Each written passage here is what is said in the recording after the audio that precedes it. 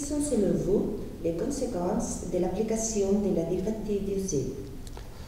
Alors la directive biocide est une énorme machinerie, est un outil très important. Il faut savoir que les essences de bois qui sont disponibles en gros volume pour la construction sont des essences dont la durabilité naturelle n'est pas suffisante.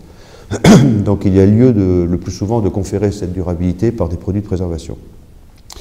Les produits de préservation du bois sont concernés par la directive biocide. La volonté du législateur, c'est de pouvoir contrôler de façon très précise la mise sur le marché de ces produits-là et les impacts santé-environnement de ces molécules et de ces produits. Le marché des produits de traitement est un micro-marché en termes de chiffre d'affaires et de volume. Les coûts qui sont demandés par la directive biocide sont très élevés.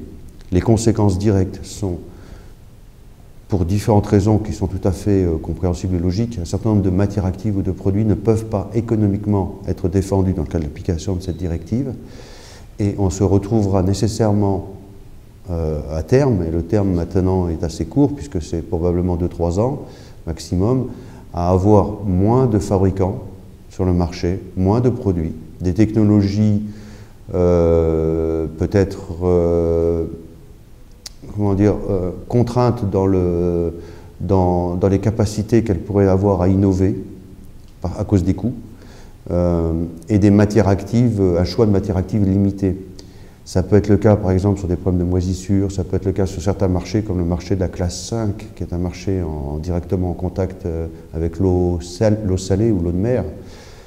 Donc ce type, il n'y a aucune matière active, aucun produit qui est susceptible de pouvoir conférer la durabilité au bois dans ces usages-là. Il faut savoir qu'aussi elle a des défauts, cette directive, en dehors de ses coûts.